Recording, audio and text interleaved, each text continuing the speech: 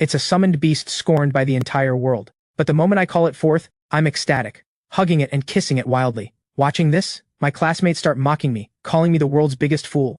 And even Mr. Wells, who once held high hopes for me, now furiously curses me for wasting all his training.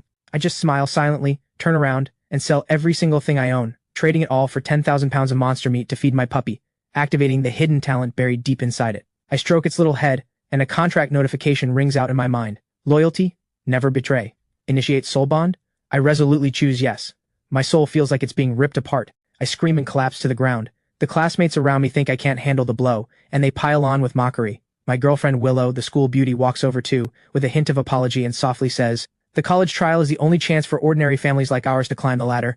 Liam, the Lancer Knight, has just agreed to team up with me, so I won't be going with you." I get up casually and reply, "No problem." Hearing that light, simple answer, the words of explanation she had prepared get stuck in her throat. A feeling of being unimportant rises in her heart, and she snorts coldly, turning and walking away without a shred of pity. The girls beside her shoot disgusted looks at me. She's just pretending to be calm. "Willow, you didn't do anything wrong. Why are you groveling? That mangy palm-sized puppy of his deserves you, but right now I'm not paying any attention to those two, because once the soul bond completes, I discover that my puppy has awakened a SSS grade talent. Greedy Gluttony. It can convert any food it devours into pure energy, ignoring every limit, growing endlessly, smashing past every barrier to evolve. So all that suffering wasn't for nothing. In all of Great Chie, those who have awakened a SSS grade talent can be counted on one hand. Every time another one appears, the nation pays the highest level of attention and assigns full-time protection, because their power is simply too immense. I grab the puppy and pull it close. "From now on, your name is Shadow. You're going to work hard for me." Shadow licks itself, looking absolutely delighted. I toss it a piece of meat, and within moments it devours every last bite. Common quality flesh consumed. Evolution points plus 0.5. As the notification rings out, Shadow's body grows almost imperceptibly larger, and every base stat rises by 1 point. This is just from a single ordinary piece of meat. If it consumes more, how terrifying could it become? At that thought, my heart starts pounding. And what shocks me even more, my own strength has gone up too. So the cheat ability feeds part of the summon's energy back to me. I immediately spend 6 million on 10,000 pounds of mutated beast meat, then summon Shadow with a flick of thought. Seeing the blood-red pile in front of it, Shadow feels an overwhelming hunger surge from deep inside, opens its jaws and tears in, frantically converting every chunk of meat it swallows. With each bite, endless energy floods Shadow's entire body, and its size grows visibly larger by the second. At the same moment, I feel every part of my body strengthening too. Half an hour later, Shadow has shot up past 2 meters, and every one of my stats has risen by 10 points, enough to stand out in any class. Shadow's almost cheat-like growth lets me close the gap with others fast. With that in mind, I don't hesitate any longer. I tap the evolve button on the system. The instant I confirm, the terrifying talent core deep inside Shadow trembles, and waves of special black evolutionary force erupt. Cells divide, genes recombine, life leaps to a higher tier. Congratulations!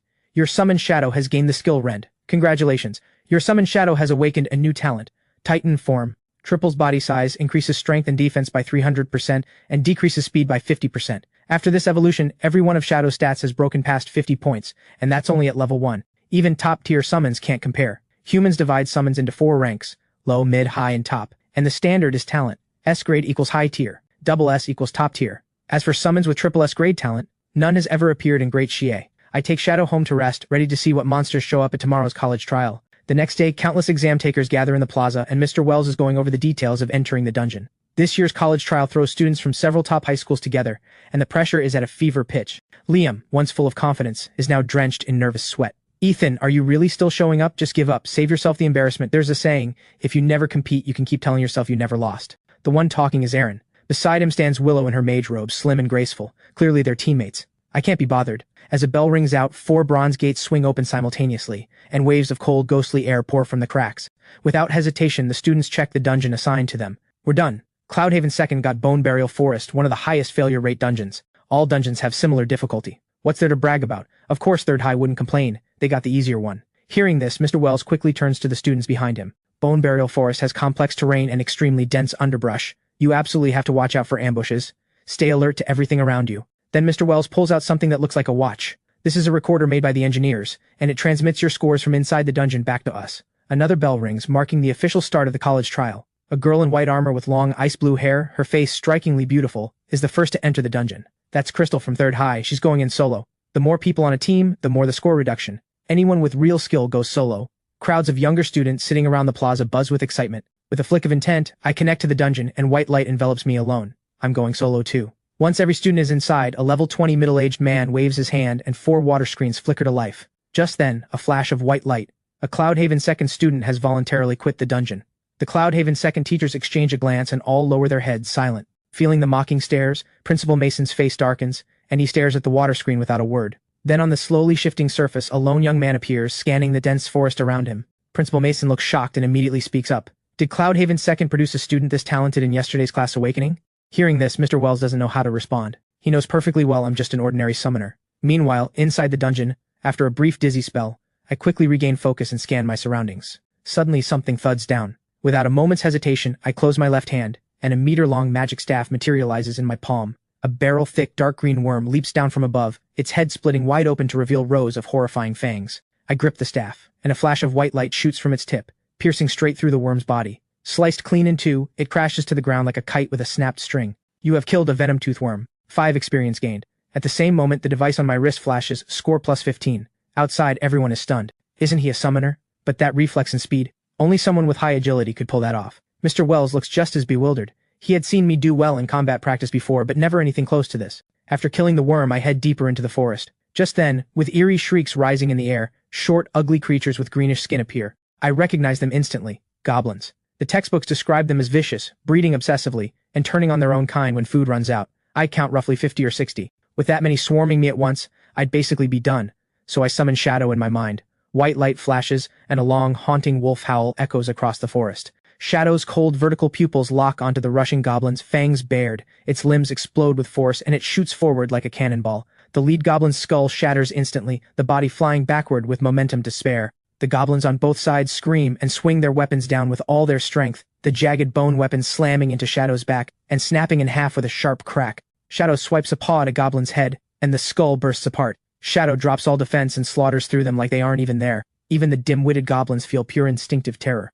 They stop attacking and scatter in panicked flight. Once you come, none of you leave. I direct Shadow toward the fleeing ones and charge the nearest goblin myself. Watching this savage display, the outside crowd erupts. Cloudhaven second has a senior this insane? Forget the summon, how is he this strong himself? He must be cheating. In the Cloudhaven second viewing area, the freshman and sophomore students are bursting with excitement. Just over 10 minutes ago, when people saw I had run into goblins, almost everyone assumed I was about to be eliminated.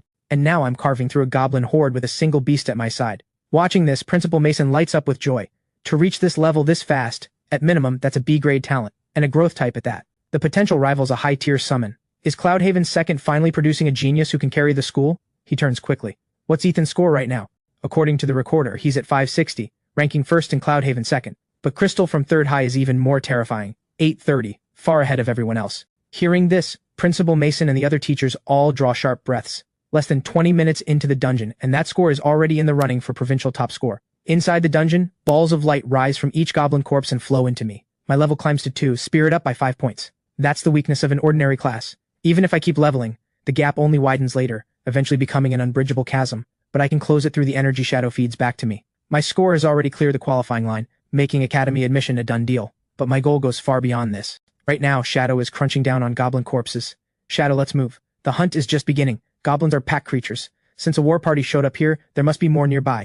10 minutes pass and we don't run into a single monster, which only confirms my suspicion. They call this a dungeon, but it's more like a unique pocket world. Everything inside doesn't respawn automatically. It follows natural laws, just like the real world. Suddenly, several bone spears come flying through the air, and goblins pour in from every direction, screeching and charging with their weapons raised. Not a trace of fear shows on my face. My staff shifts into sword form, and I behead a goblin in an instant. Focused as if I've reached enlightenment, I tear through these fragile creatures. Every dodge, every blade swing strikes precisely, claiming a life. In this moment, I dance like a butterfly on the wind, with wings forged into the scythe of death. The fight is so elegant it borders on art, and the spectators outside roar with thrill. From top to bottom at Cloudhaven second, both teachers and students light up with delight. His combat technique is incredible. He must have put serious work into this. And his swordsmanship is even better. Every cut slices through the throat with pinpoint accuracy, not a millimeter off. By now, they aren't watching anyone else. Every single eye is locked on me, never looking away. Mr. Wells's lip twitches. In 3 years of high school, he had never once seen me pick up a sword in combat practice. The kid hit it way too well. Bad news, those are level 6 berserker goblins, and there are 13 left. Ethan's in trouble. Wait, there are fire goblins and frost goblins too. Going solo to raid a goblin nest is way too risky. Every teacher's heart tightens with worry. Once these new goblins appear, the rest of the goblins find their backbone and stop attacking blindly. As the fire goblins start chanting, fist-sized fireballs form and rocket toward me in unison. I dodge one fireball after another, while the other goblin sees the chance to lunge at me. I tilt my head to dodge an oncoming bone spear, then snap my hand around the goblin's throat and hurl it into the path of an incoming fireball. Brilliant flames erupt, swallowing the goblin's body in an instant. I keep playing the role of human cannon, launching goblins like artillery shells at the fire goblins. Oh my god, you can do that? Every student watching outside is stunned, and Mr. Wells stares blankly. He's pretty sure he never taught that move. By now, I've sent the fire goblins spinning in confusion. If they cast, they hit their own kind. If they don't, they die. After dragging them in circles, Shadow reaches the rear and picks them off one by one. Out of more than 100 goblins, only a lonely few remain, and they have no choice but to run. This time, I don't finish them off. I just stroll along behind them, planning to destroy their lair directly. I follow the surviving goblins into a cave, and several skinny green bodies suddenly drop from the walls above. My grip tightens, and the sword in my hand cuts decisively in one direction. Goblin heads and bodies hit the ground separately, and the remaining two get caught in Shadow's night-seeing jaws. A crunch, and Shadow gulps them down with relish. Then countless flickers of firelight appear at the bend of the passage. My expression shifts and I retreat fast. Hideous shapes swarm across the cave walls. Face grim, I shout, "Shadow!" Shadow's body explodes in size at terrifying speed. Titan form. It charges forward, knocking goblins out of the air. The surrounding goblins are scattered like rag dolls, and one massive paw strike crushes them into bloody pulp. Right then, an earth-shaking savage roar rings out. A monstrous beast emerges, neck thick with coarse fur, muscles swollen, a body as tall as a small building, glaring furiously at Shadow. My face hardens. It's the boss. The troll takes a step and charges, the whole cave shaking with each footfall. Shadow shows no fear and rushes straight in. Black light wraps around its claws, striking the troll first and leaving 4 deep gashes. Feeling the pain, the troll erupts with even greater rage. Its meter-wide hands grab Shadow's head and slam it down hard. Shadow's limbs buckle, blood seeping from the corner of its mouth, and it lets out a pained howl. Seeing Shadow pinned, I immediately cast my class skill, Empower, boosting all base stats by 20%. Threads of white light wrap around Shadow, and it instantly flips the troll onto the ground, ripping off a chunk of flesh in a single bite. The troll's eyes flash blood red, and it activates its bloodlust skill. The two tangle in a brawl that grows wilder by the second. I keep Empower active while casting Restore, and the noise carries hundreds of meters. Who's the maniac fighting a boss? A 3-person team comes running, planning to help and grab some credit. But when they arrive, they freeze, because no team is fighting the boss, just me alone. Right then, with the sword in my hand, I deliver the killing blow, and the troll's health bar drops to 0. None of the students nearby dares to interfere. Liam and Willow are among them, both staring forward in shock. He turned into this in a single day? Then another 4-person team walks up. It's Ryan from the honors class. Didn't expect our school had a beast like you. Your summon's badly hurt, want us to heal it? We've got a holy mage with serious healing. The moment he finishes, Ryan gets kicked by the cute girl behind him. We're good, thanks. On their way out, they happen to spot the score on my wrist. 5-320. Damn! Right then, Willow walks up, her cheeks flushed. The moment she gets close, Shadow's blood-red pupils lock onto her coldly. Willow feels like she's plunged into a frozen pit, her legs going weak. I don't even turn to look at her, afraid I'll fall back into her sweet snare. I head back into the cave, letting Shadow keep eating to grow stronger. Once Shadow finishes off every monster, an energy cocoon wraps around it. This evolution clearly outclasses the last Beast King stage. I just wonder what kind of combat power it'll have when it emerges. Before long, a pair of sharp claws tears the cocoon open. Shadow's fur has turned deep blue, noble and cold. It gains new skills, Intimidate and Flame, and even its talent has risen a tier. A total transformation across the board. With 1 hour left in the college trial, I ride Shadow to hunt for other monster strongholds. 10 minutes later, Shadow and I reach another boss territory, the level 15 Twisted Tree King. Watching me head toward it, Principal Mason outside frowns deeply. He knows the Twisted Tree King's health and attack are more than double the troll's, and I'm only level 4. To pull off a power gap like that is 1 in a million across the entire country. Inside the dungeon, the moment I step into the muddy ground, trees with blood-red eyes split open massive mouths along their trunks, and they uproot themselves, branches stabbing at me. I show no fear, charging forward and drawing the blade from my staff in one motion. In the blink of an eye, I swing 5 times fast enough to leave after images, and the branches fall to the ground severed.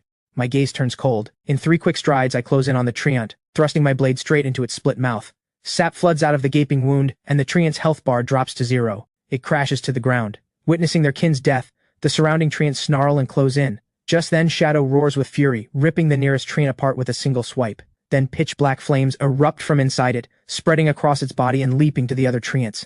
The treants shriek and writhe in terror, but no matter how hard they struggle, they can't extinguish the pitch-black flames.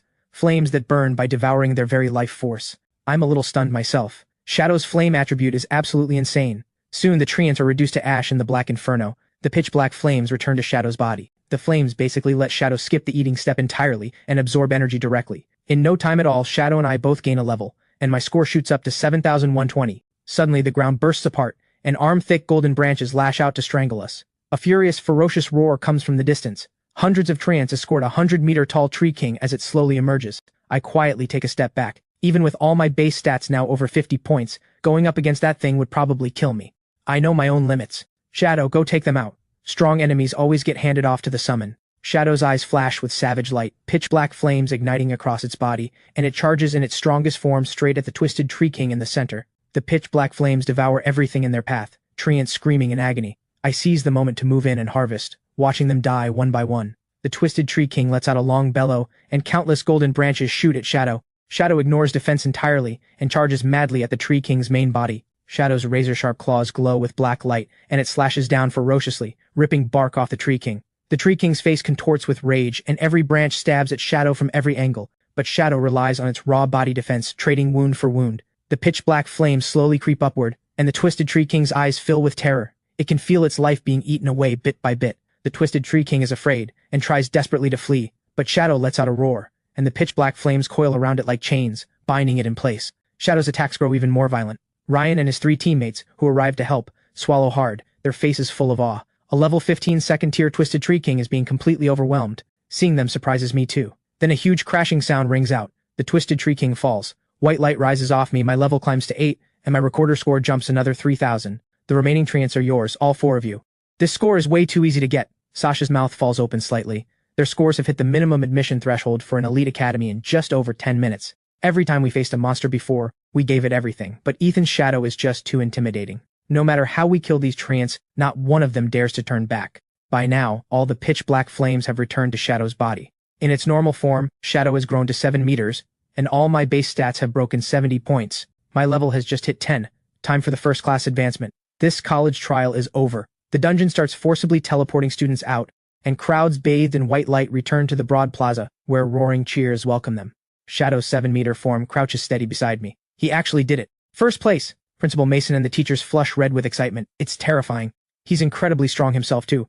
To kill that many monsters as a summoner on this scale is unheard of. Wells, you've got yourself one hell of a student. Come on, let's go meet Ethan. Principal Mason can hardly wait and pulls them along. At the edge of the plaza on the other side, Willow's face has gone pale with regret. She had quit the dungeon an hour earlier, got eliminated, and her score won't even get her into a higher academy. At that thought, Willow's eyes flash with venom. Meanwhile, Crystal is surrounded by Third High's teachers and principal, and they sigh among themselves. Cloudhaven Second got insanely lucky, producing a monster prodigy like that. Yeah.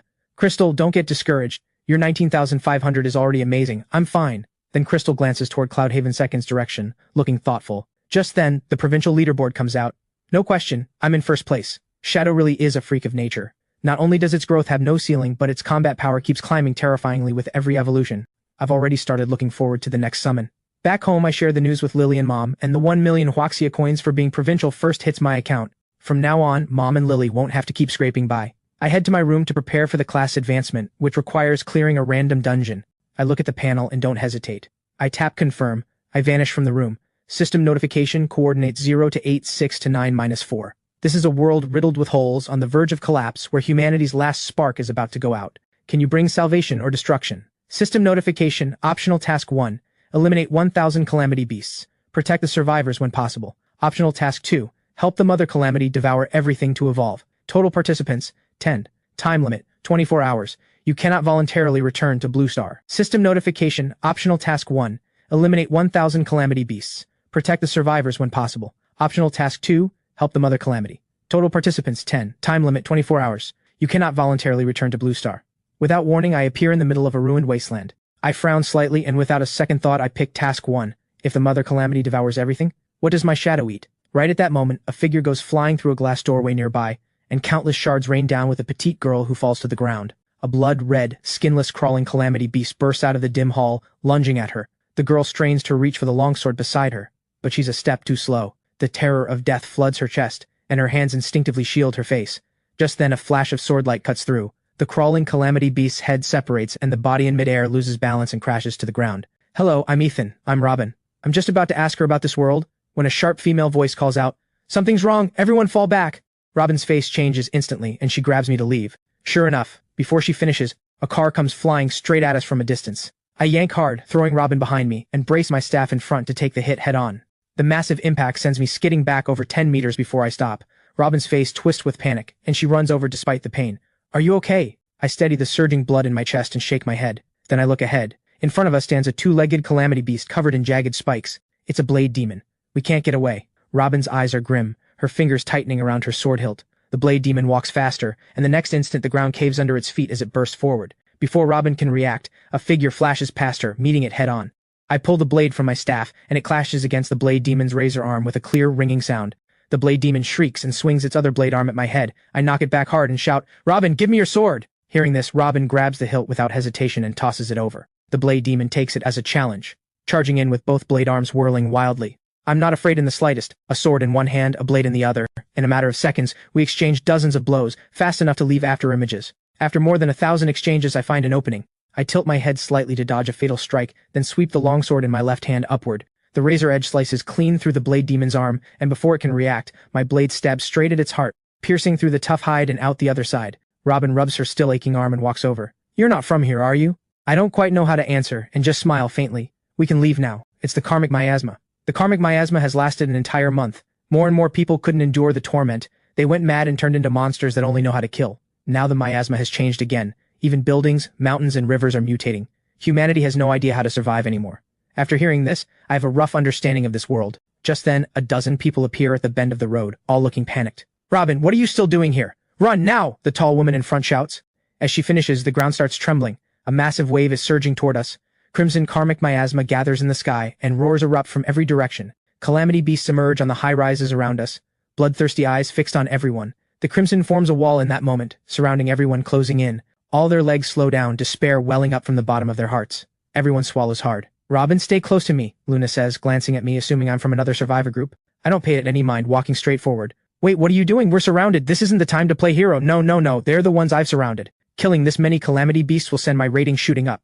Shadow. In a blaze of white light, the 7-meter shadow appears in an instant, its roar shaking the heavens. Shadow's vertical pupils stare coldly at the wave of calamity beasts ahead, then it shifts straight into Titan form, exploding to 28 meters, taller than some of the buildings. Shadow's limbs slam down, splitting the ground in countless cracks, and like a missile, it charges into the calamity beast horde. Under the searing heat, every calamity beast lasts only seconds before dying in shrieks of agony, turning into nutrients. All those watching from behind freeze in shock. "Watch out!" Suddenly a dozen or so calamity beasts charge toward us, and Luna immediately calls out the warning, her feet moving fast to support, but the next second she stops cold. She sees me not retreating, but advancing.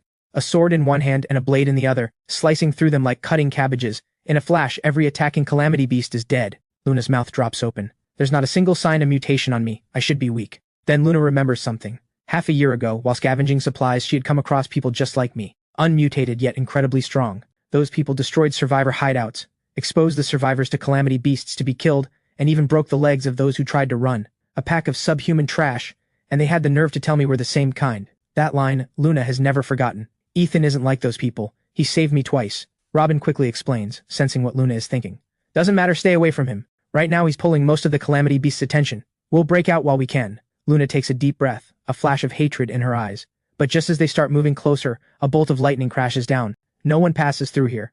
A young man with golden hair, holding a book, walks out of the building. As the blonde mage chants, lightning balls form one after another. Right then, my expression changes sharply. I sweep my longsword sideways, and a dagger clangs against it. A delicately beautiful woman slowly materializes in front of me. Without hesitation, I cut my blade across her slim waist, but she vanishes, reappearing dozens of meters away, saying nothing. I plant my feet hard and charge at her. "Aren't you going to act yet?" As the words drop, a torrent of flames blasts out of a building, and we collide with sparks flying. The burly fire user inside the flames clicks his tongue. "You're really a summoner?" The scorching flames blast at my face, but my expression stays cold, and I knock him back with my blade. Players from different factions in a rebirth dungeon can't kill each other. Get caught and you're instantly wanted. But rebirth dungeons with faction divisions are the exception. I never thought someone would actually pick task 1. Doesn't Great Jia teach you how to choose to maximize survival in a rebirth dungeon? The calamity beasts clearly have the advantage. Anyone with half a brain would know what to pick. Watching the 6 of them treat me like prey caught in a trap, I just say calmly, "Have you all heard the saying? The best hunters always appear as prey. I drew you out so openly. Do you really think I came without a plan? You all spoke beautifully just now. As payment, allow me to host your funeral." I gradually start to smile. The dishes are served. Time for Shadow to feast.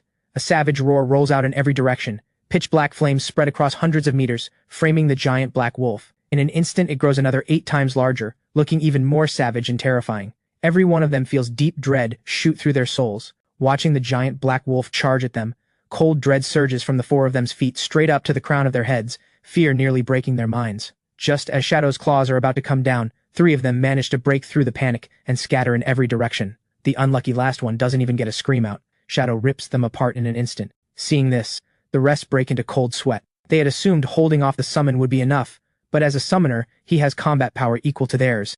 And this beast, beyond brutally tough and devastating, also has crowd control. Forget holding it off. Surviving 3 minutes against it is going to be tough. As Shadow charges at the next closest target, the blonde mage grits his teeth and quickly chants in some arcane tongue. Wild lightning weaves together, condensing into half-meter thick chains that wrap around Shadow's limbs and neck. Kill it now. I can only hold it for 10 seconds. Before he can finish, Shadow's right claw rips and the lightning chains shatter. How is this possible? That's my tier 1 talent. The blonde mage stares in shock. After I cast Empower, Shadow's strength climbs another notch. Seeing this, no one dares hold back. They throw out their trump cards. The woman in cyan splits into several shadows, stabbing at me from different angles. Suddenly, ice spikes form above her head, raining down, forcing her back step by step. A girl with ice-colored long hair walks gracefully forward, frost spreading along the ground around her. Every calamity beast that gets close turns to a statue. No surprise. I'll hold him off. The burly fire user surges forward in an inferno, the other 3 striking at the same time, trying to take me down in seconds. But just then a great roar rings out. Punks! My taunt is active! In an instant, all 3 of them turn around, glaring viciously at the big tank with the shield. Then the giant black wolf appears behind the 3 who have lost their reason. The next second, claws tear through them. 3 become 4 pieces. Then Shadow turns and slams its claws into a nearby building, sending countless stone shards at the woman in cyan. The shards rip through her clothes and pierce her skin. Shadow catches up in a flash, raises its claws and brings them down. The pitch-black flames swallow her body whole. On the other side, an ice storm suddenly explodes. Wherever it passes, buildings and life turn into ice statues. The burly fire user becomes an icicle on the spot. Now, of the 7 prey, only 1 remains. As everyone turns with killing intent, the blonde mage's face goes deathly pale. He fires off a wave of falling lightning and bolts. I dodge it all in a few quick movements, then with one swing of my longsword, the blonde mage's head and body part ways. Do you know about the Mother Calamity? It's a being that emerged from countless calamity beasts, gaining its own consciousness. You're going after the Mother Calamity? Killing it is the only way to get the highest rating, and it's the only thing that counts as bringing a sliver of salvation to this world. We meet again, Ethan. We meet again, Ethan. Holy crap, dude, you're the Eastern Sky Province valedictorian? No wonder you're this strong. Before I can answer, the big tank speaks up in shock. After chatting for a while, the 3 of us get more comfortable, and I learn the big tank's name is Roland. I tell them I plan to kill the Mother Calamity, and they don't even hesitate before agreeing. The 3 of us immediately set out for the city center. Soon we reach a bridge, and Calamity beasts with red glowing eyes pour toward us in a frenzy. Shadow shoots out from the bridge, then crashes into the horde of Calamity beasts flooding the entire road. Pitch black flames erupt. My face hardens. The Mother Calamity has noticed us. Crystal's eyes glow ice blue, like a cold, indifferent goddess. Sharp ice spikes form above her head, and at Crystal's thought, every spike rockets at the Calamity beast wave coming from behind. Countless Calamity beasts get pierced through, falling row by row like cut leaks. But more keep flooding in. Every Calamity beast in the city is converging on this spot from every direction. I start feeling the pressure rise. Tens, even hundreds of millions of Calamity beasts in this entire city. Even if we exhaust ourselves, we'll never finish them all. So I shout, cut off the head, the body falls. Shadow, go kill the Mother Calamity. Hearing this, Shadow turns and charges across the bridge. Across the bridge, there's a dangerous presence, the Mother Calamity. The moment Shadow reaches the other side of the bridge, a 15-meter-long dark red tentacle bursts out of the mist and slams into it. Several buildings collapse as Shadow gets knocked through them, only stopping more than 20 meters away. Shadow roars, shaking the dust off, rising from the rubble of concrete and stones, its cold vertical pupils locked onto the Mother Calamity. A giant eyeball over 60 meters across, with countless smaller eyes, all of them staring back at Shadow. Pitch black flames erupt from Shadow as it launches its attack, body bursting forward. Under Shadow's all-out charge, the broken buildings shake violently. The countless eyes of the giant eyeball contract in unison, and 15 dark red tentacles whip out at Shadow. Shadow dodges what it can, and what it can't, it slashes with claws wrapped in black light, only to hear the sound of metal scraping. Suddenly, one of the dark red tentacles strikes Shadow, sending it flying backward. All the ground it gained in seconds erased. Before, Shadow had relied on Titanform's overwhelming strength and defense to crush enemies in close combat. But now, against the giant eyeball's tentacle attacks, none of that works. In a roar, the pitch-black flames erupt without restraint, blistering heat blasting outward. Shadow shoots forward, its mana draining fast, making a do-or-die push. On my end, I'm getting tense. Through my soul connection with Shadow, I can faintly feel its life force ebbing. Now, Crystal suddenly opens her ice-blue eyes. Frost annihilation! In an instant, countless Calamity beasts shatter into flying ice fragments. Seizing the opening, I make the call, go intercept the Mother Calamity. The only chance now is to get Shadow to evolve. Soon the 3 of us reach the city center. A roar comes from up ahead. We don't hesitate and run in, and quickly we see Shadow, gravely wounded, barely alive, but its claws still grip the ground tightly, refusing to retreat no matter how many tentacles strike, slowly, stubbornly walking forward. Seeing this, I run straight at Shadow. Shadow, Devour these calamity beasts. At the same time I cast Restore and Empower. Faint white light glows over Shadow. Shadow's pupils tremble. With a roar, it knocks back the dark red tentacles and charges into the calamity beast wave. Pitch black flames bloom like a lotus, instantly spreading. The giant eyeball senses the problem and immediately gives the order for all calamity beasts to stay clear. But it's too late. Endless pitch black flames carry the devoured energy back into Shadow's body. Without hesitation, I tap Evolve on the panel, and a terrifying surge of black power erupts from deep within Shadow, bursting outward in a pillar of pitch black light that shoots into the sky. Shadow's body grows past 100 meters in an instant. System notification, congratulations. Your summon Shadow has gained the skill Swift. System notification, congratulations. Your summon Shadow has gained a new talent, Adamant Body. All stats increased by 60 points. I let out a breath. Another total upgrade. Shadow's vertical pupils lock onto the giant eyeball, its body completely transformed, its rigid wolf fur giving off a faint golden glow, looking divine and dominating. Reborn anew, its rigid wolf fur giving off a faint golden glow, looking divine and dominating. The giant eyeball's eyes shudder violently. The instant the black power explodes outward, it's frozen still by the terrifying aura of all-devouring hunger. But what follows is endless rage. It can devour and evolve too. It's the one meant to become the strongest. The thickest dark red tentacles whip out in unison, the air booming with the force. Shadow stands like a mountain, unmoving. 15 dark red tentacles lash against it, and only the golden glow trembles slightly. The pitch-black flames fuse with Gluttony and Titan form erupt in an instant. The pitch-black flames form a 400-meter-tall shadow of a savage beast, and a kilometer-wide area instantly becomes a sea of black fire. Shadow charges right up to the giant eyeball. As its claws raise, the massive beast Shadow's claws raise too, and the claws of condensed pitch-black flames slash down. Several of the giant eyeball's eyes go blind in an instant, a cry of agony tearing out. Its tentacles whip wildly at Shadow but can't deal any damage. The giant eyeball roars and rapidly absorbs karmic miasma into itself. In an instant, its body bloats another full size, and the dark red tentacles start growing countless sharp barbs. This was originally the power it had saved for evolving to the next life tier. Now it has to use it ahead of schedule. Dark red tentacles surround Shadow from every direction. The two attack each other furiously, the ground shaking non-stop, roars echoing across the sky. Hours later, only Shadow still stands on the ruins, the giant eyeball's countless eyes gone dark, its entire body slowly devoured by the pitch-black flames. At this, Crystal and I both start to smile. Killing the Mother Calamity, plus thousands of calamity beasts, the rating we earn will absolutely be sky-high. The next day, with a flash of light, the three of us vanish from where we stand. Time's up. Beginning settlement based on your performance. Total calamity beast killed, 8560. Mother Calamity successfully killed. Congratulations, your rating is perfect. Class advanced to Summoner Swordsman, rare and unique. Description, a strange class born because of you. Congratulations on learning a new class skill, Spell Sword Manifest. Skill effect, a blade existing between the real and the unreal, ignoring all physical defense and dealing one mental wound. Looking at the panel, I'm a little stunned. It ignores physical defense and directly wounds the target's mind, meaning, as long as the opponent has no mental defense, they can be sliced down in an instant. This skill is genuinely terrifying. A blade with countless intricate patterns appears in my hand, and my mental energy drains completely as I form it. I shake my head and put the spell sword away. Looks like this skill can only be used as a trump card. I smile faintly and open my phone. After accepting friend requests from Roland and Crystal, I see a message from Mr. Wells. The recruiters from the elite academies will arrive at 2 o'clock today. You'd better come to the school. I think for a moment, nothing else going on, so I get up and head out immediately. At Cloudhaven 2nd, Mr. Wells is waiting at the school gate. The moment he sees me, he hurries over. You finally made it. This time, all 5 elite academies have sent recruiters to Cloudhaven 2nd. It's unprecedented in Cloudhaven City. I follow Mr. Wells to the office. Mr. Wells pulls a dragon-shaped soul ring from the drawer. This contains the Academy's reward. Inside are the equipment and skill book you need. My eyes light up. These are exactly what I need. My old palm sword, an ordinary grade weapon, has endured too many high-intensity battles.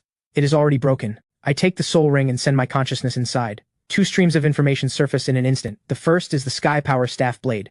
In Sky Sword form, it gains elite empowerment, capable of cutting through anything. In Sky Staff form, it gains the Aura of Wisdom, continuously restoring mental energy and amplifying any skill effect by 50%. The second is a skill book, Blink Step, which lets the user cross any distance within 100 meters in a single instant. Looking at this gear and skill book, I am thoroughly satisfied. Around 2 o'clock, a private vehicle stops at Cloudhaven 2nd High, and several men and women step out. Principal Mason looks grave. He steps forward without any negligence. Anyone qualified to teach at an elite academy is at minimum a 5th-class advancement professional. Even a city mayor must treat them with full courtesy. We arrive at the reception room.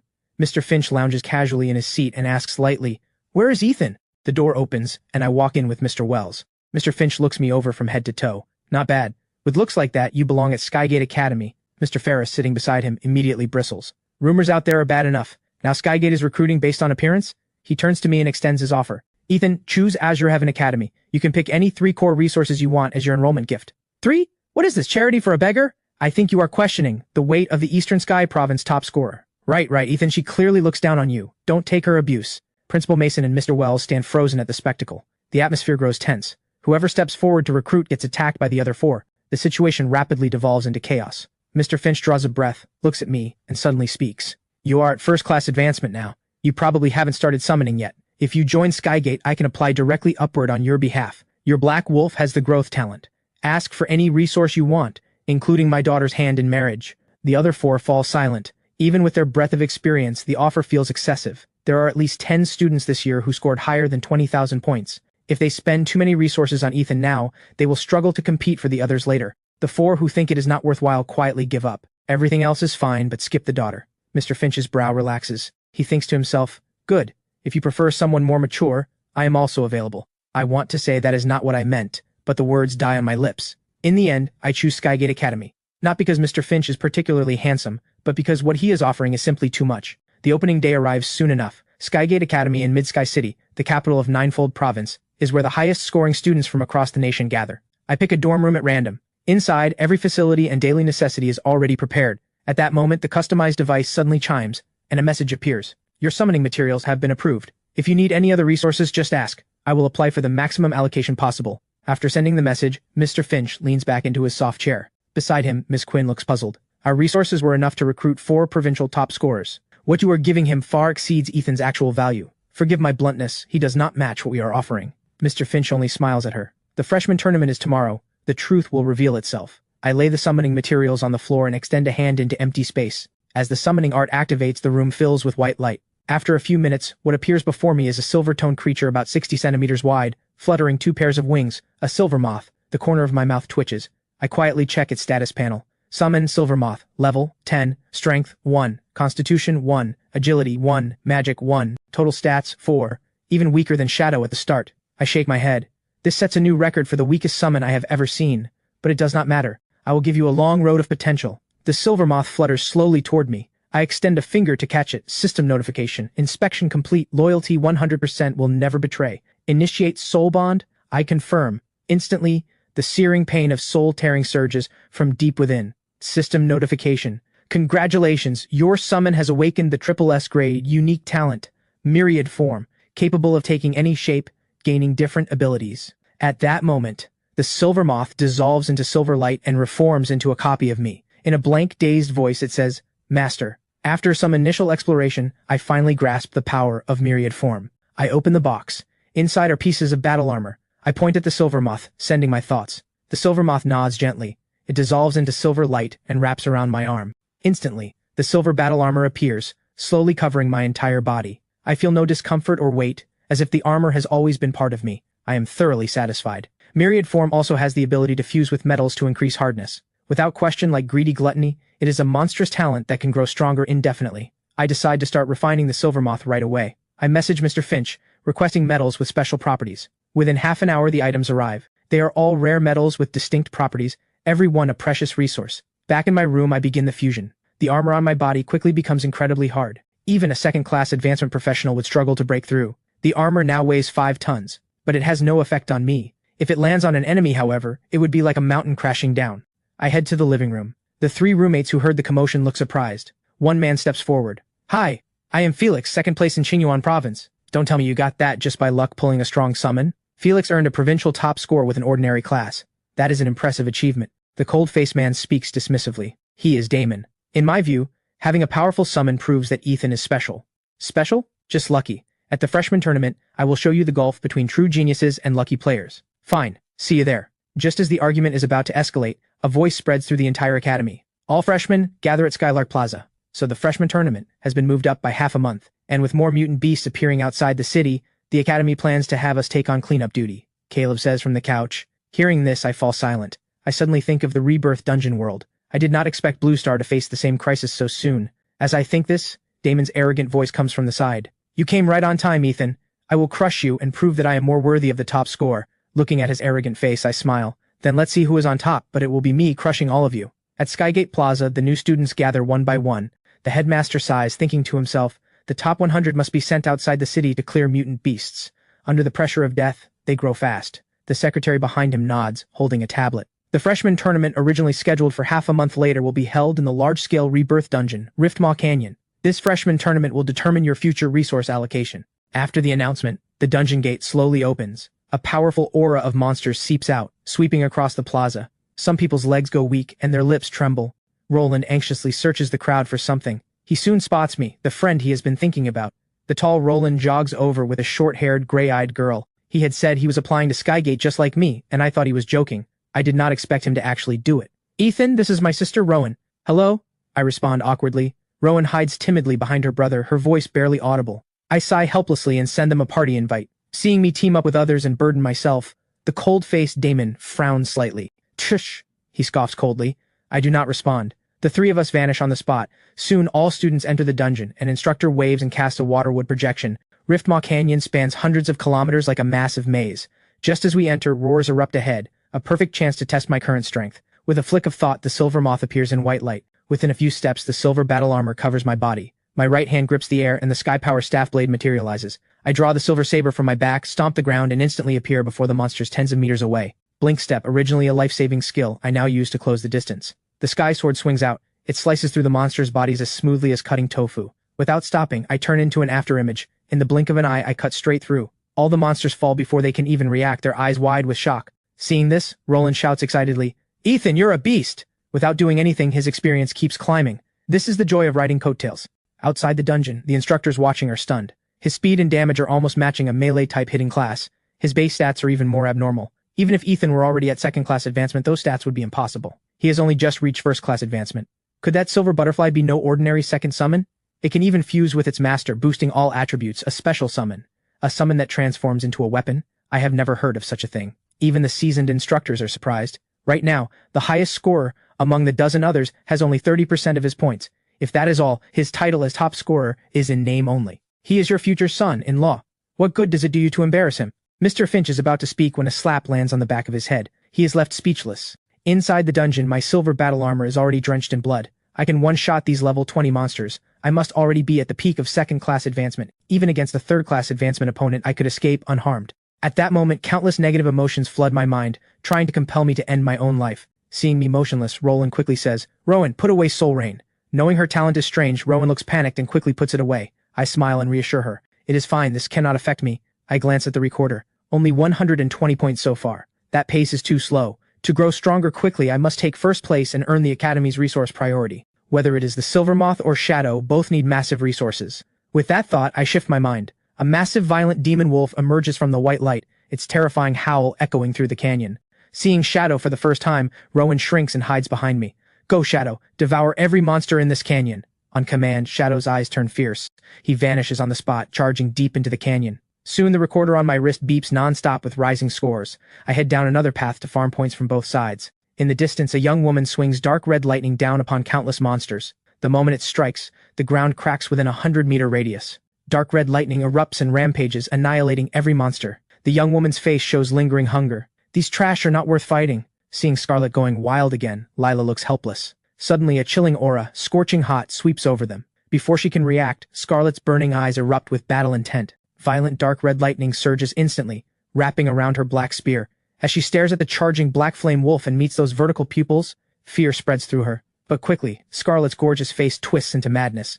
She charges straight at the giant wolf. Watching her sister rush in fearlessly, Lila moves with practiced ease, layering on multiple power buffs and wards. With these enhancements, Scarlet's combat power doubles. Even against a third-class advancement boss she could fight. When the two sides collide, the immense force kicks up a shockwave that blasts in every direction. Seeing the golden glow appear and the black wolf unharmed, Scarlet's face freezes. Shadow looks coldly down at the human who attacked him for no reason. His claw swings out, and under the terrifying force, 3 layers of protective wards shatter one after another. Scarlet's body is sent flying. Lila's face changes drastically.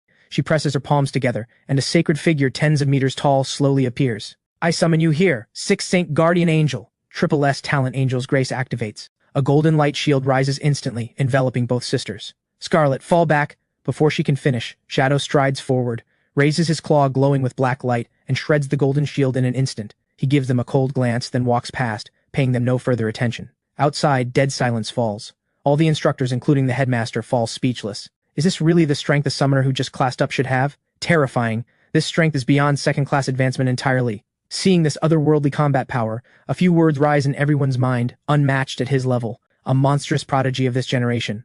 Watching the smug Mr. Finch, Ms. Quinn is utterly shaken. He really gambled on an impossibility. Could Mr. Finch actually be a genius? Over the next 10 hours, Shadow kills tens of thousands of monsters, including 3 third-tier bosses. Only 1,300 points remain until his next evolution. This is half a day's haul, but progress will get harder. Roland and Rowan, meanwhile, are thrilled. They have never experienced leveling so effortlessly, without any effort at all. I smile and glance at the recorder. My score has hit 30,000. Shadow returns from his sweep, and I cast Restore on him. Soon the dungeon timer expires. White light envelops us, and we are teleported back to Skylark Plaza. Countless awestruck eyes turn toward me. Many students look battered, especially Damon, who pounds the ground in humiliation. With his full power, he was casually swatted into critical injury by a single black wolf. Now I will announce the student rankings. First place, Ethan. 34,500 points. Hearing this, Damon's eyes widen. He immediately looks at the holographic screen. My score sits at the top, far ahead of everyone else, with a cliff-like drop below. Impossible! Damon refuses to believe it, thinking the ranking is broken. He is not the only one. Many find it unbelievable. How are everyone else's scores so low, including the 2 top scorers? Sensing the confusion, the secretary explains. The black wolf you encountered is Ethan's summon. Many of you tried to stop it and were sent into critical condition with a single swipe. Everyone's expression turns to shock. The freshman tournament ends here. Credit rewards will be deposited into your accounts. Dismissed. Back at the suite, when I push the door open, Damon's face shows some discomfort. He hesitates, then takes a deep breath. Something arrived for you earlier. They said it was the second batch of materials. You weren't here, so I moved it to your room. Got it. Thanks. No problem. Back in my room, I open the black crate. There are even more rare metals than in the first batch. Once the silver moth fuses with enough metal, even Shadow won't be able to break through, with a chance to gain various special properties. By then, it will not just be invincible defense. Combat power will also be terrifying. I have no intention of being a defenseless summoner. The weakness would be too obvious. Once targeted, many methods could easily kill me. After about 10 minutes, all the metals are fused. The hardness now resists even third-class advancement attacks, and the weight reaches a full 13 tons. Combined with mutual strength amplification, a single punch could shatter the ground. At that moment, the 50,000 credits for placing first arrive. After a moment of thought, I spend every credit on dozens of fruit-type resources. When the items arrive, I dump them all out, summon Shadow, and feed them to him. Soon, I feel waves of heat strengthening my body. Shadow grows steadily larger. Within minutes, he reaches 40 meters. After advancing to Summoner Swordsman, I gain an extra 5 strength per level. I have completely twisted the Summoner class, from a fragile mental stat caster who hides in the back into an offensive frontline class. Today is the official first day of school.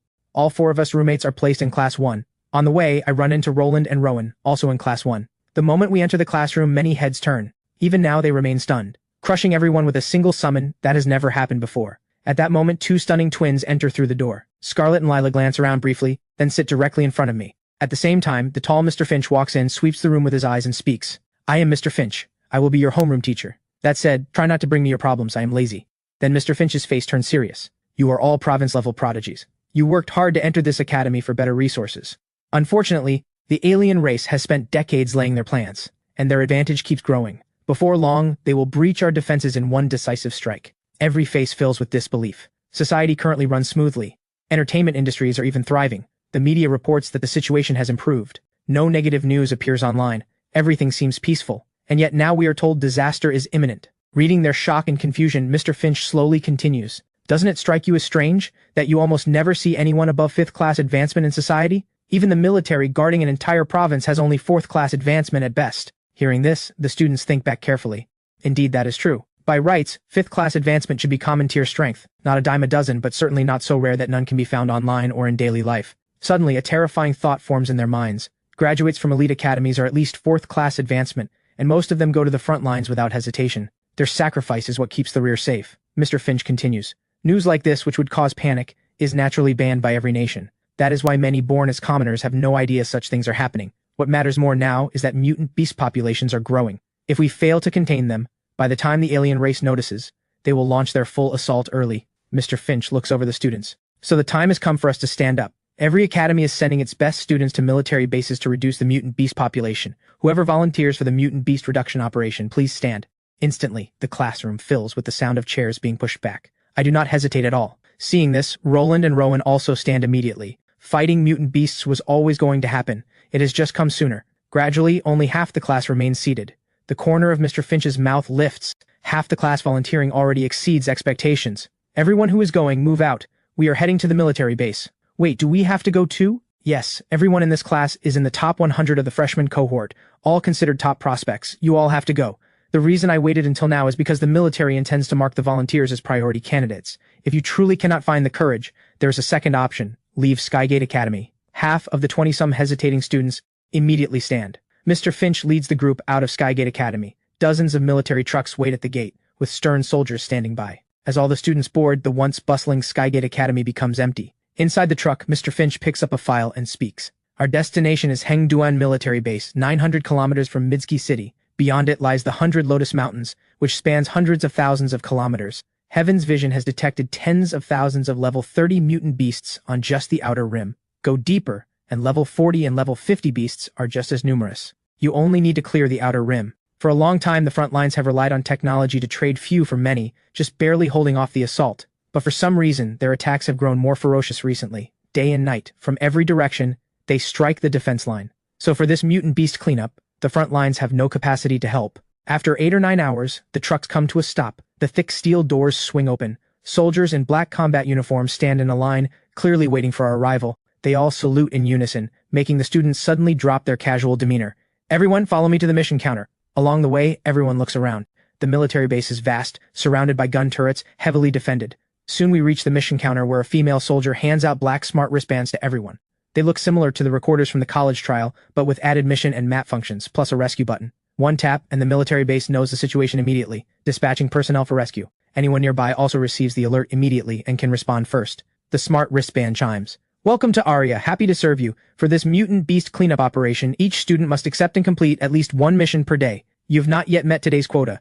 Please accept a mission at the counter as soon as possible. I stride to the screen displaying countless missions, scanning briefly. Better to play it safe and take a few normal missions requiring third-class advancement. Suddenly, I feel eyes on me. I turn and see Roland and Rowan, who have followed me the entire time, watching me with pleading eyes. With their strength, the wilderness will be brutal. I smile. I will see this through to the end. They nod repeatedly, gratitude practically pouring from their eyes. Watching this, Felix, who had planned to invite Rowan, stops in his tracks. His teeth feel a little sour. The wilderness is dangerous. Anything could happen. How about we look out for each other? Find someone else. Logan looks at him with disdain and leaves with a support classmate after picking his mission. Caleb, we are combat-type hidden classes after all. Don't be such a coward. Find some reliable people to team up with. If you have to, hit the rescue button. If we are nearby, we will pick you up. Felix suddenly feels malice in the air. Soon I have selected 3 missions, clearing a berserk black ape, a twin-fanged tiger, and a blood-scale crocodile, all 200 kilometers away. Mutant beast locations are tracked by array masters who modified eye of observation drones, performing a carpet search to locate them. Mutant beasts are territorial and normally do not stray far from their nests. For this cleanup, every base is prepared thoroughly, making it easier and safer for students to hunt mutant beasts, with full consideration for their lives. Anyone heading out can collect 3 high-explosive grenades and a high-powered pistol loaded with 7 armor-piercing rounds. These can wound roughly level 20 mutant beasts. I have 0 confidence in my marksmanship, so I just take 3 high-explosive grenades. My punch is stronger than an armor-piercing round anyway. I turn and lead the 2 of them out. We quickly drive into the 100 Lotus Mountains. I shift the Silver Moth into armor form. The smart wristband speaks. Would you like Arya to turn on the flashlight? Yes. The next second, bright white light illuminates more than 10 meters around us. In the command center, every face is grave. Through a nearby micro-drone, they immediately notice our route is off. Past this point lies the territory of level 30 and above mutant beasts. Why aren't they stopping? Check what missions they accepted. The woman at the console quickly works through the controls and speaks in shock.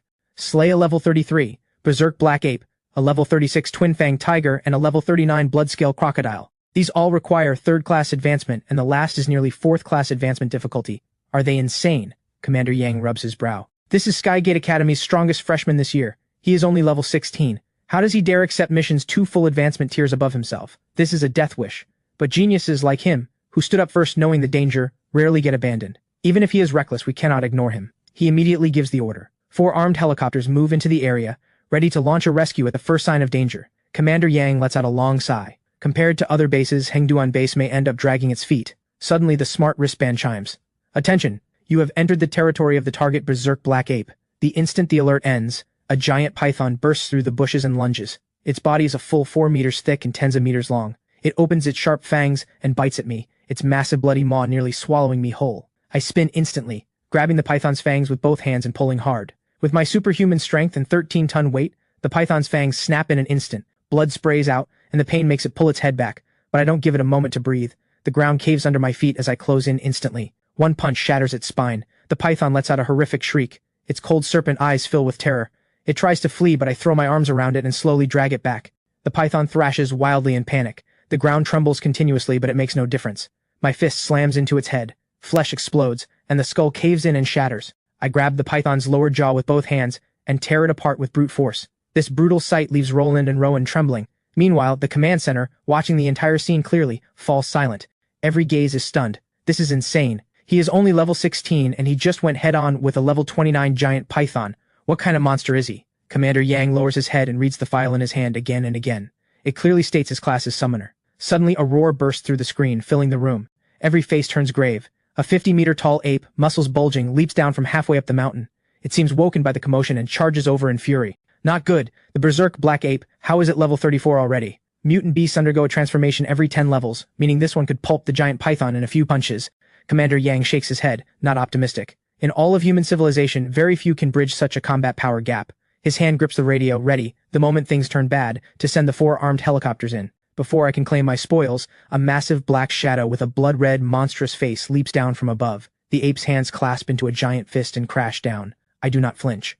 I draw the saber from my back and swing, striking directly on the rock-hard fist. A shockwave radiates outward. I am unharmed. The silver moth absorbs all the damage. The ape roars again, its body suddenly swelling several sizes, reaching 70 meters tall. Then, as if swatting a fly, its palm slams down. But I appear above its head in an instant. The saber comes slashing down. Blink step activates. This skill, originally meant to save my life, I now use to close the gap. The terrifying strike flashes like silver light, striking the back of the ape's skull, yet leaving only a half-meter deep wound. Howling in pain, the ape spins its massive body around and slaps wildly with both palms, but I dodge them all. I close in and slash the same spot several times in a row. The ape immediately raises its foot and stomps down hard.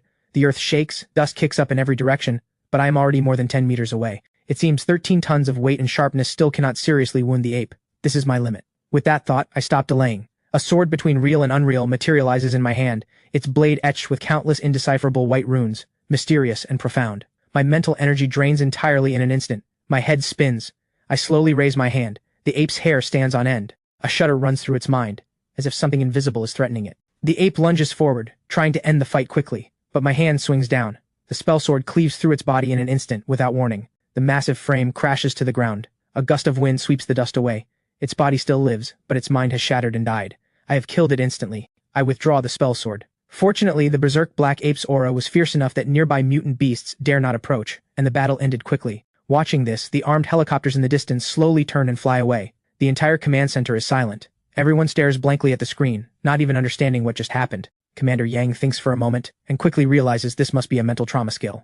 Such skills are extremely rare, but what truly amazes him is my own terrifying combat power, actually able to leap an 18-level gap and tank the berserk black ape unharmed. The key point is that this is not a burst technique, but appears to be his baseline strength. That is the most terrifying part. Those monsters who can leap a tier to defeat enemies invariably rely on a burst or an ultimate skill, not a constant state. Though both can produce major power gaps, the difference is enormous. If he can sustain the state continuously, with 2-tier combat power, he would become a nightmare for the alien race on the front lines. With that thought, Commander Yang's heart races, overjoyed. He strides out of the command center, enters a small inconspicuous room, and shuts the door. He activates layers of concealment arrays, then carefully takes out a communicator. After about half an hour, a voice replies, "I am gravely wounded, probably won't make it." There is silence for a moment. Zane, exactly how strong is Shuo Qianshu? At the same level, even the two of us together would have our heads pinned to the ground. Commander Yang's voice is heavy. The voice on the other end responds immediately. That is incredible.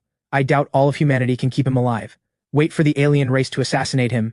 He could crush me single-handed, but against you, Zane, hard to say. Fine. I will discuss this with the other thrones. Meanwhile, Roland looks at the ape's massive corpse, his face flushed with excitement. He didn't even need Shadow, a mutant beast 3 tiers above him. Ethan is unbelievable. I just smile. With a flick of thought, I summon Shadow, 40 meters tall, and have him devour the 2 corpses. The evolution points climb by 0.2, still far from the 1,200 needed. After a moment's thought, I toss every life crystal I had harvested from earlier kills into the pitch-black flame. On average, each life crystal provides at least 1 drop. My eyes brighten.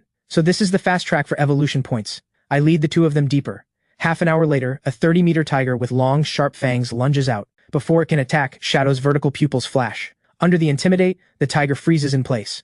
The ground explodes, and Shadow appears before the tiger in an instant. A claw whips out, and under the terrifying force, the tiger is sent flying. Under the recoil, the tiger crashes through several towering trees. 4 hideous gashes open across its face, blood pouring out. Before it can recover from the agony, Shadow is already standing in front of it. In barely 10 seconds, the tiger is completely consumed by the pitch-black flame. The brutal sight unnerves even the command center. Those vertical pupils, even through a screen, send chills down their spines, as if death waits in the next instant. Commander Yang gives a wry smile, struck by the feeling that the new generation is surpassing the old. The three of us and the beast push through the mountains.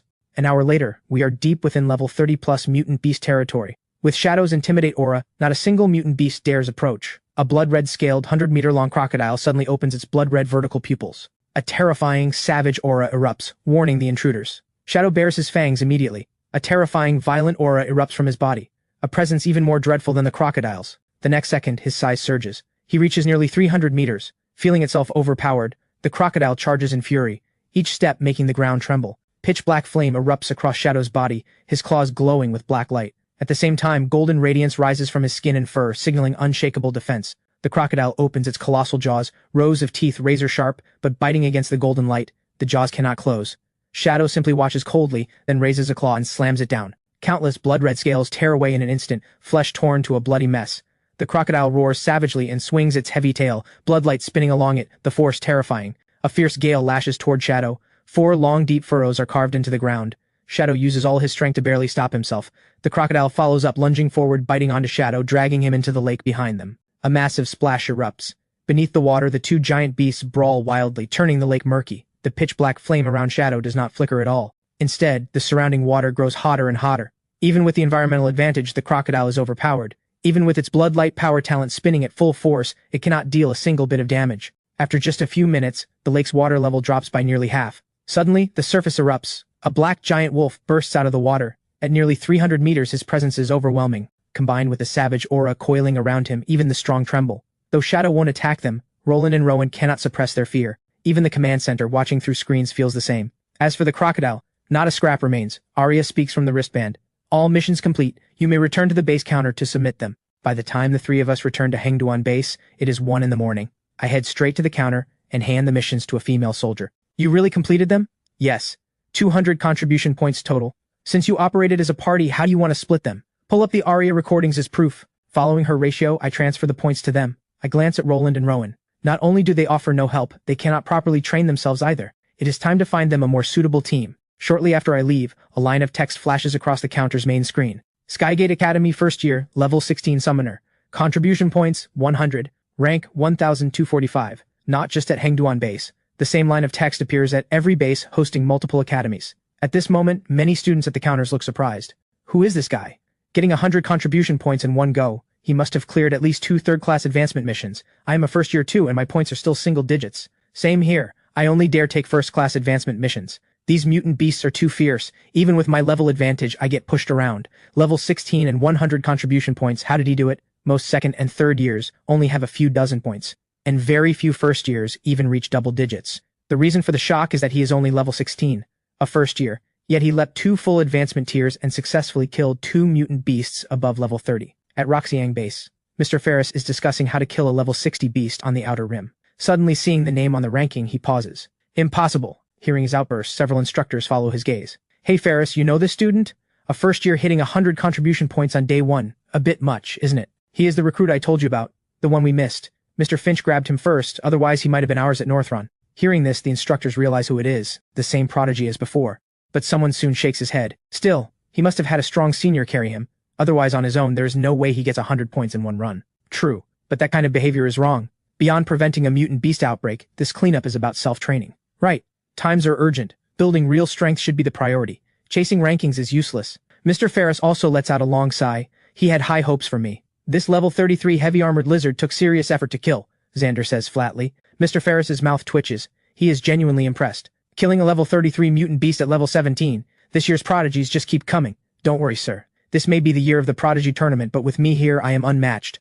I will crush every rival and ascend to the throne of humanity. Xander glances over and sees the instructors all covering their faces in silence. Then he spots the name on the big screen, and his face freezes. He absolutely cannot believe it. Impossible! Absolutely impossible! How can anyone be fiercer than me? 100 contribution points. Even counting that heavy-armored lizard I killed, it cannot match this. Seeing Xander questioning everything, Mr. Ferris speaks helplessly. We just discussed it. He probably had a senior carrying him. Don't worry about it. Got it. I'm heading out then. Xander relaxes immediately. The thrill of completing his second-class advancement mission sends him hurrying to bid farewell, then he resolutely walks toward the mountains already shrouded in darkness. Meanwhile, I return to the dorm, grab barbecue with my roommates, and assign Roland and Rowan to one of their teams. I take 2 hard difficulty missions requiring 4th-class advancement. The moment I enter the mountains, the female officer calls out to Commander Yang. He just accepted a 4th-class advancement, level 10, hard difficulty mission. Hearing this, Commander Yang sucks in a sharp breath. 2 tiers wasn't enough, this kid wants to leap 3. 4th-class advancement corresponds to the level 40 watershed. Even if our armed helicopters fired off every round, they couldn't scratch a level 40 mutant beast. Notify the Skygate instructors and have one tail him. I am worried about Ethan. The message goes through the smart wristband to the 3 Skygate instructors stationed at Hengduan base. After receiving it, they discuss briefly and ultimately send Ms. Quinn. The moment Ethan presses the rescue button, support will arrive immediately. Meanwhile, through countless trees and vines, a black, giant wolf races through. About an hour later, we reach the mission target. The massive level 44 3-headed serpent is hissing in warning. I silently extend my hand. A translucent, mysterious sword over a meter long materializes. As I slowly raise and swing my hand, the 3-headed serpent's eyes flicker. It senses death. The next second, the left serpent head lets out a piercing scream and collapses limply on the rocks. The other 2 heads nudge it a few times, find no signs of life, and panic. I command Shadow to attack. On command, Shadow roars. His body surges to nearly 300 meters, pitch-black flame rising across his body. Feeling the terrifying aura, the 3-headed serpent opens its mouth and spews purple venom. Shadow tanks it head-on, jaws wide open, clamping onto the middle head and slamming it into the ground, rolling violently. Watching its companion savagely torn apart, the other head roars and bares its fangs, biting through the golden light, sinking into Shadow's flesh. Venom floods his bloodstream and organs in an instant, but Titanform's constitution lets Shadow withstand the poison. Black light flares on his claws, and he smacks the biting serpent head away. At that moment, I draw the Sky Sword. My figure vanishes and reappears right in front of the 3-headed serpent's eye. The Sky Sword plunges into the eye. Under the agony, the serpent head shrieks. At the same time, a claw blazing with pitch-black flame swings down and slams it into the ground. But its 30-meter-thick tail kicks up a roaring gale and lashes toward me. I raise my saber to block, but my body is sent flying like a missile crashing into the ground. Watching this, Shadow flies into a rage. His black glowing claw tears through the air with savage force. The hard scales tear like paper, leaving a meters-long, hideous wound. Shadow whips his head around and bites down on the neck of the remaining head, ripping wildly, as if to tear it clean off. The 200-meter beasts brawl together, soil explodes, giant trees collapse. I rise from the dust unharmed. The Silvermoth's defense remains as reliable as ever. Watching the 2 beasts grow more savage, I sit down on a nearby rock. All that is left is to wait for Shadow to grind it out. Not far away, a tall woman in white battle armor approaches silently. I quickly grab my saber. Silver light flashes and I swing in an instant, but my expression quickly turns to surprise. Miss Quinn nods, a little startled. The weight of the saber forces even her, a level 59 professional, to apply some force. Ms. Quinn, what brings you here? Faced with the question, Ms. Quinn calmly withdraws her slightly trembling fingers and answers flatly. Just passing by, heard the commotion and came to take a look. At that moment, a 30-meter serpent head crashes down from the sky with a thunderous boom. Dust rolls across the earth, and a savage roar carries for miles. Shadow stands atop the 3-headed serpent's corpse, pitch-black flame greedily consuming it, converting it into energy and evolution points. At over 300 meters, he looks like a true calamity beast. Ms. Quinn is shaken. Even from this distance, the violent aura, as if it would devour all life, makes her skin crawl. On the other side, even Commander Yang is excited. He really did it! My god, how can his combat power be this absurd? I think he's even stronger than that Triple S talent prodigy. Countless tongues of pitch-black flame drift through the air and merge into Shadow's body. He shrinks rapidly and lies down beside me to rest. Miss Quinn checks in once and then leaves. Stay safe, I'm heading off. After confirming the route on the map, I climb onto Shadow and we set off again. After devouring the 3-headed serpent and its life crystal, Shadow grows another meter, and his evolution points jump by 10. At this pace, perhaps in just 4 or 5 days, Shadow will evolve again. With this evolution, his life tier will reach the high realm. His talents will all advance to A grade, and his combat power will undoubtedly grow even more terrifying. At that moment, a massive commotion erupts in the distance. Roaring and bellowing, a bull charges forth. Its body is covered in thick, hard, dark yellow scales, its 2 horns over 30 meters long, the ground cracking under its hooves. It is the second mission target, the level 45 antlered bull. I do not hesitate. I cast Empower immediately. Shadow roars. His body surges, pitch-black flame ignites, and golden light flares simultaneously. In an instant, full combat power activates. At that moment, the antlered bull's horns slam in. Shadow raises his forelimbs, blocking with both paws. Under the terrifying impact, Shadow is shoved backward, smashing through long stone pillars. The 2 giant beasts charge thousands of meters in the blink of an eye. The drone scrambles to keep up. In the command center, Commander Yang immediately gives the order to warn students along the path to clear out. Ethan's summon won't hold back when fighting. The female officer acts at once. Shadow's claws extend, glowing with black light. He surges with force, flipping the antlered bull over. Its massive body slams into the ground, dust rolling everywhere. A team of 2 men and 3 women who had sprinted hundreds of meters away turned back at the sight, stunned. This is why Command told us to leave. Good thing we ran, caught in that we'd be dead. Wait, one is level 45 but the other is only level 16. Hold on, are you telling me that thing is level 16? The 5 exchange disbelieving looks. The female instructor stationed nearby senses the disturbance and prepares to head over. But Ms. Quinn appears silently, blocking her path. Don't bother, that's a summon belonging to a first year of mine from Skygate. Hearing this, the female instructor freezes, her gaze stunned. First year? You're not joking, are you? Seeing her reaction, the corner of Ms. Quinn's mouth lifts almost imperceptibly. She says flatly, he is exceptional this year. The female instructor stares blankly. Exceptional? That is a prodigy. A first year with 4th class advancement combat power. I have never even heard of such a thing. Is this the top tier of Great Sia? Is he your student? Ms. Quinn's expression stiffens. She coughs. Sort of. He and Mr. Finch have been friends since childhood. His student is mine. Perfectly reasonable. Hearing this, the female instructor's eyes turn envious. Half an hour later, Shadow finally finishes devouring the antlered bull. His savage gaze sweeps the area, and finding no master, he immediately turns and races back. Soon, he spots me being chased by a 50-meter toad. He flies into a rage, charging in instantly. One terrifying claw strike one-shots the level 36 mutant beast. Seeing this, I let out a sigh of relief. I cast Restore and Rest. Half an hour later, the two of us set off again, hunting level 40-plus mutant beasts. After completing both missions, I choose not to return to the counter and submit them. The round trip would take too long. The few contribution points I lose. The priority right now is evolving Shadow as fast as possible, getting myself to level 20, and entering the Rebirth Dungeon. Ever since I learned humanity's situation is dire, an inexplicable urgency has gripped me. Late at night, roars echo across the mountains. Shadow is wrapped in a terrifying aura. 2 level 42 mutant beasts at his feet. The pitch-black flame consumes their corpses, converting them and merging the energy into Shadow's body. I am panting heavily. My mental energy completely drained. I cannot even sustain Restore. My mind is utterly weakened, stamina near 0, my body numb and aching. I just used my body to block another mutant beast for Shadow for several minutes. Nearly wiped out. But the haul was worth it. Over the entire day, I killed 15 level 40-plus mutant beasts. Shadow's baseline size has grown to 58 meters. All his stats have risen by a full 58, and his stamina has broken 300. If we faced an antlered bull now, we could finish it in just over 10 minutes. As for the 2 level 42 beasts beside us, they got steamrolled. Evolution points rose by 195, only 1,020 more until full evolution. When I return to Hengduan base, everyone breathes a sigh of relief. The female officer swallows hard and cannot help exclaiming, terrifying, 15 level 40-plus mutant beasts in one day, converted to contribution points that would be over 2,000. Hearing this, everyone looks awestruck. The highest contribution points at Hengduan base right now is only 700 or so. And that is also a Skygate student. Jensen, 4th year, the Eastern Domain top scorer from 3 years ago. What about other bases?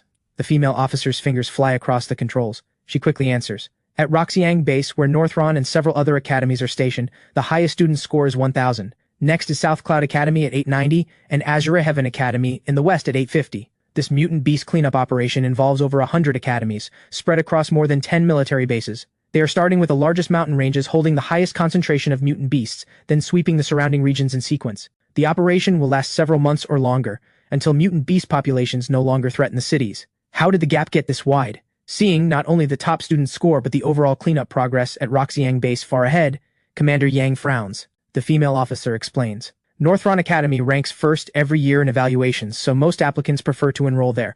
This year is also the Prodigy Tournament, with prodigies emerging in droves. You can imagine how fierce the competition is. Every individual is giving their all, refusing to fall behind. But this is a good thing. The faster they clear, the more capacity they will have later to help the bases lagging behind. Aside from our 5 bases run by elite academies, the other 13 bases,